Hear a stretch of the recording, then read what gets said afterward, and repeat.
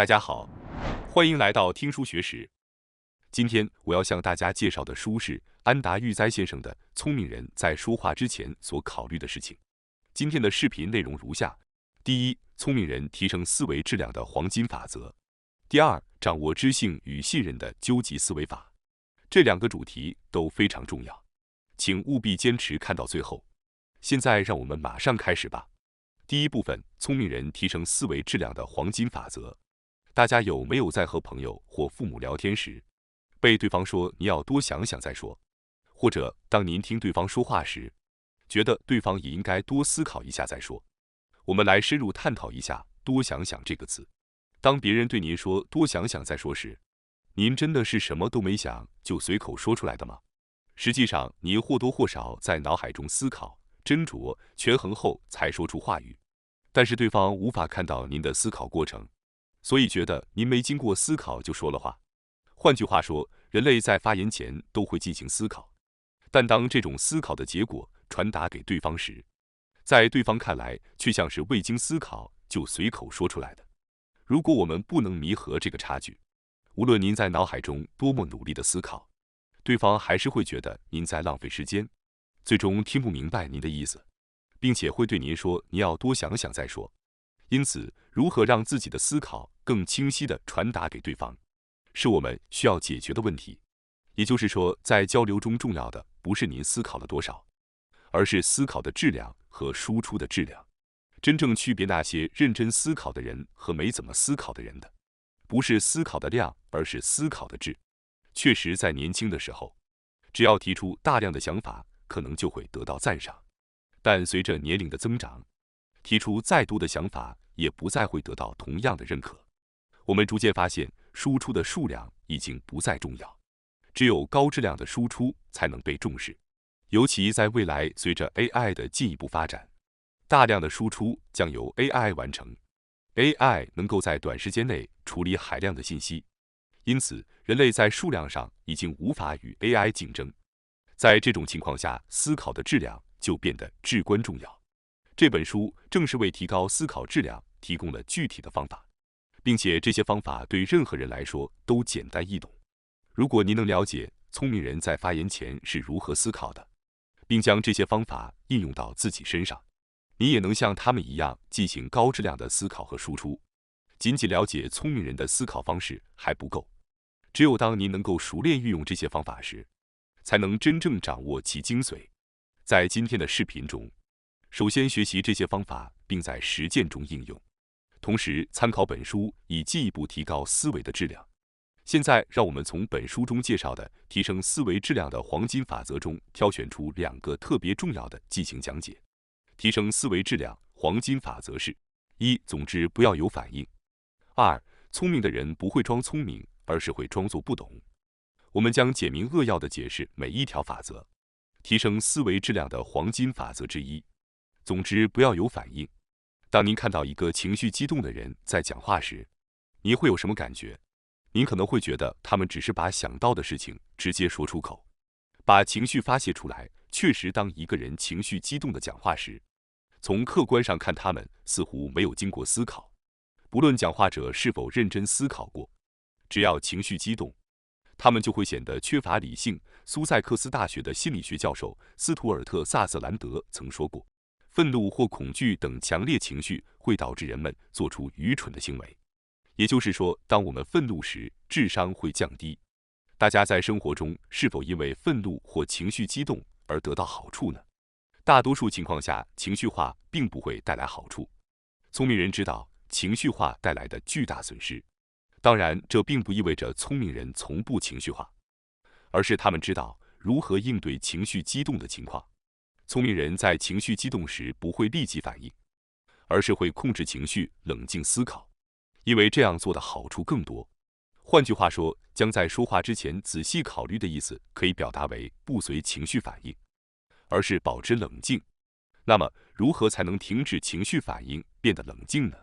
虽然知道冷静很重要，很简单，但实践起来确实很困难。即使知道应该冷静，如果不能实践，观看这段视频就没有意义了。那么，如何才能停止情绪反应，变得冷静呢？让我们讨论一下方法论，主要有2点：一、不要立即开口；二、想出几种可能的反应，比较并斟酌。行为经济学家丹尼尔·卡尼曼，一位诺贝尔经济学奖获得者，指出，人类思维有快速思考和慢速思考2种。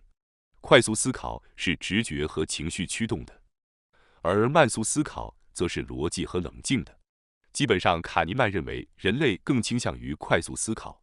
换句话说，人类都倾向于凭直觉和情绪来思考。那么，如何才能使用逻辑和冷静的思考呢？答案很简单，就是放慢速度。当您随口说出心中的想法时，那是在使用快速思考，而逻辑和冷静的慢速思考就无法跟上这样的速度。如果立即开口，您可能会用快速思维和直觉驱动的情绪化言论。因此，避免立即开口至关重要，而是要先斟酌思考。思考自己的话语可能会引起对方的反应，进而比较和探讨可能的情况。卡尼曼将这种方法称为并列评估，即通过考虑多种可能性来做出决策。通过不立即开口，你会有更多时间进行慢速思考，这有助于减少情绪化思维，促使冷静和深思的思维方式。因此，首要的是要记住，当情绪高涨并且即将说出某事时，尽量不要立即开口。这听起来很简单，但要养成这个习惯，需要反复训练。人类往往是先行动后思考的生物，所以在日常生活中，在说出任何话之前，先闭上嘴巴，进行深思熟虑。这是一个需要反复练习和养成习惯的过程。只有经过持续的实践，您的言辞质量才会显著提高，从而避免在情绪激动时冲动发言。让我们逐步来看待第2点，考虑对方可能的几种反应，并进行比较和评估。您需要考虑的是对方如何反应，以及如何比较和评估几种可能的方案。比如，假设一位新人看到一位高层无理责备，感到愤怒。在这种情况下，我们可以考虑几种对方可能的反应，并进行比较。一、直接怒吼的反应。设想一下，如果对方直接大声怒斥，你应该如何应对？也许需要冷静的回应，或者提供事实证据来进行辩解。2、暂时让新人离开。是否有方法让被责备的新人暂时离开，以平息局势或者分散注意力？3、分散注意力。是否有其他方式可以转移高层的注意力，避免对新人过度责备？在闭上嘴的这段时间里，您可以努力想象和提出各种可能的方案，并进行比较分析，最终选择最为合适的行动。这样的思考过程不仅有助于找出最佳解决方案，还能帮助您冷静下来，避免在愤怒或其他情绪的驱使下做出冲动的反应。无论是在愤怒时还是在顺利时，头脑清晰的人都会考虑到风险和可能的遗漏，并能够冷静地分析。头脑清晰的人也会意识到自己的情绪，并能够控制冷静。当你感到想要说些什么时，反而更应该闭上嘴，不做回应，这一点尤为重要。希望这些想法对你有所帮助。提升思维质量的黄金法则之2：聪明的人不会装聪明，而是会装作不懂。大家认为是谁来决定一个人是聪明还是愚蠢呢？也许在学生时代，我们会觉得成绩好的人就是聪明的人。但是，一旦进入社会，就不再有简单的考试成绩来评判了。那么，究竟是什么来决定一个人的聪明才智呢？答案在于他人的评价。如果周围的人都认为某人很聪明，那么他就会被视为聪明的人。反之，如果大家认为某人不聪明，那么他就会被认为是不聪明的人。现在问大家一个问题：是否有人在某些时候会故意装作自己很聪明呢？认为别人会根据您的表现来判断您是否聪明，这种想法并不奇怪。实际上，装作聪明并不是一个好方法。相反，真正聪明的人会采取完全不同的策略。他们并不需要刻意表现出自己聪明，因为真正聪明的行为与故作聪明截然相反。例如，有些人会说很多话，却缺乏实质内容。例如，有时候客户提出投诉后，我们会听到这样的建议：要考虑客户最关心的问题。这类观点虽然没错，但却缺乏实质性的建议内容。还有些人可能会说，根据情况来看，什么是最好的选择。或者需要进一步的讨论和思考。这些话虽然并非错误，但却是空洞、毫无意义的发言。这种缺乏实质内容的发言，或许在当时显得有见地，但重复多次后，就可能不再被人重视。那么，真正聪明、头脑灵活的人会做出什么样的发言呢？大家都知道，这类发言多种多样，需要根据具体情况和目的来决定。在不同场合，可能需要不断学习，才能做出有实质内容的发言。然而，所有这些头脑灵活的人的发言中，有一个共同点，那就是他们总是率先开口说话。无论内容如何，首先开口说话本身就需要很大的勇气。在会议上，当有人提出意见时，您是否能够率先举手发言？率先发言可能会使您成为批评的对象，因此并非每个人都能做到。你应该尽早发言，无论在哪个行业。第一个发言的人通常是最受尊重的。对提案进行批评虽然不难，但要率先发言却需要勇气。更重要的是，要在发言前认真准备，避免被人取笑。发言是一种挑战性的行为，大家都应该明白这一点。因此，率先发言会让您在周围人眼中显得聪明，是一种被认为明智的行为。当然，并不是说只要先发言就可以说什么都行。准备工作同样重要，通过重复这种行为，您周围的人对您的看法肯定会改变，您也会被评为聪明人。尽管日常生活中可能没有会议或者机会率先发言，但我会给那些不太了解如何在日常生活中运用这种方法的人提供一些建议。大家想想，从 A 到 D 这4个人中，谁最聪明呢？假设您和 A 到 D 4个人一起去买衣服，您拿起2件衣服并问，您觉得这件蓝色的衣服和白色的衣服哪件更好？ A 说，我觉得白色更好。 B 说，2件都很适合您。 C 说，白色和蓝色各有各的好处。 D 说，最近时尚流行的是粉彩色和简约设计。从这个角度来看，蓝色衣服更能展现出活力和自信，非常适合您。假设这些回答都实现了，那么您觉得哪个回答最聪明呢？有些人可能会觉得 D 的回答不错，但更多人可能认为 C 的回答最为稳妥，因为这种回答表明他在考虑对方的喜好和需求。回答蓝色的衣服和白色的衣服哪件更好这个问题，首先要知道对方是怎么想的，重视什么。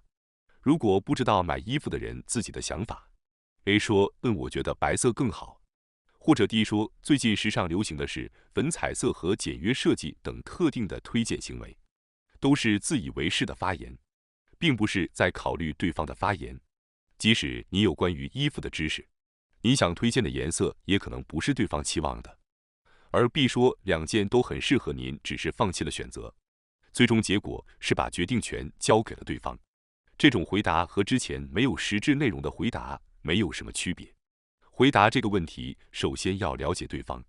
这就是为什么 C 说白色和蓝色各有各的好处是正确的原因。如果您问别人觉得白色和蓝色哪个更好，他们可能会回答，我喜欢那件蓝色的设计，但是白色的那件可能更适合我下次要去的旅行地。然后您可以进一步问，您真正觉得哪个更好呢？通过这样的沟通方式，您能够逐渐揭示出对方内心的犹豫和考量。这种体贴的理解对方烦恼并与之共同思考的态度，是真正聪明的人在交往中表现出来的。不论是私人关系还是朋友之间、恋人之间，让对方感受到自己真正被重视是至关重要的。有些人认为能够逻辑上击败对方才是聪明人或者头脑清晰的表现。然而，即使通过逻辑说服了对方，也并不能真正触动其内心。人类不仅仅是理性的动物，他们的情感也是至关重要的。因此，真正聪明的人并不是只在辩论中寻求胜利，而是尝试洞察辩论背后的本质问题。比如刚才提到的关于白色和蓝色哪个更好的问题，真正的智慧在于能够理解对方言外之意，揣摩出对方真正的想法和感受，而不仅仅是简单的表面回答。这种能力是通过日复一日反复的练习而逐渐培养出来的，而不是一蹴而就的事情。试着去想象对方的思维方式和内心所想，这将有助于你更好地沟通和理解他人。通过前面的讲述，我相信你已经理解了装作聪明的坏处。那么我们在他人面前应该如何表现呢？作者称之为装作不知道。比如说，假设您和一个对咖啡很了解的男性一起进了咖啡店，浏览菜单，决定点一杯牛奶咖啡。这时，您听到旁边的男士问您：“你知道咖啡拿铁和牛奶咖啡的区别吗？”牛奶咖啡是低滤咖啡和牛奶按5:5的比例混合，而咖啡拿铁是浓缩咖啡和牛奶按2:8的比例混合。你会怎么想？您可能会觉得，这个人好像总是喜欢显摆自己的知识。确实，他可能很有知识，但知识不应该用来装扮自己，而是用来帮助别人。在没有人要求的情况下炫耀自己的知识，只是装聪明而已。相反，假设您自己掉进了点单时不知道有无咖啡因的困境，如果您不喜欢咖啡因的话，咖啡拿铁可能比牛奶咖啡更好，因为咖啡拿铁的咖啡因含量较低。那么这就是在为您提供帮助，而不是单纯炫耀知识。这才是正确使用知识的方式。在不适合的场合，你的知识应该保存在脑海中。有时，假装不知道一些知识比展示出来更好。当别人向您寻求建议时，你可以立刻指出问题并提出改进建议，但这未必能真正打动对方。比如，有人向您抱怨说：“我正在减肥，但就是瘦不下来。”您虽然很容易指出，那是因为您一直大量食用白米饭啊，停止吃白米饭吧。但真的有可能这样，对方就完全不再吃白米饭吗？没有这么简单的事情。相反，这样的回应可能会激怒对方，甚至适得其反。当有人向您抱怨减肥困难时，您应该装作不知道。您可以说：“哦，原来您在减肥啊？您具体做了什么呢？您觉得瘦不下来的原因是什么？”站在不了解的立场上，与对方一同深入思考和探讨，这才是真正应该做的。作者自称曾经是咨询顾问，入行时被告知，首先不要轻易给出建议或意见，而是要彻底倾听对方的讲述。人类是喜欢倾诉的生物，尤其在自己擅长的领域被求助时，往往想展示自己的知识，不顾对方的实际情况。然而，这种行为并非真正为他人着想的建议。首先，请把已有的知识放在一边，然后与对方一同思考，让对方自己去思考，这才是有效的方法。人们不会因为一个人喋喋不休地展示知识而觉得他有智慧。重要的是，当你想说些什么时，要从对方是否受益的角度出发来考虑。当然，知识是否真正对对方有益，只有在交谈中才能了解。在开始说话之前，停下来思考，确认自己是想展示知识，还是仅仅想发表自己的意见。这能让您意识到，在与他人交流之前，站在对方的立场上思考是多么重要的。这是一种适用于各种场合的思维方式，请务必牢记。接下来是第二部分，掌握知性与信任的究极思维法。我们将进一步深入第一部分的思想，详细解释聪明人的思维方式。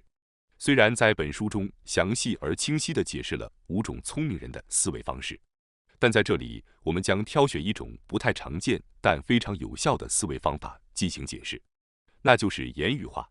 近年来，言语化这个词汇在网络等地方经常听到。在本书中对言语化进行了深入挖掘。比如，大家是否了解言语化成本这个词？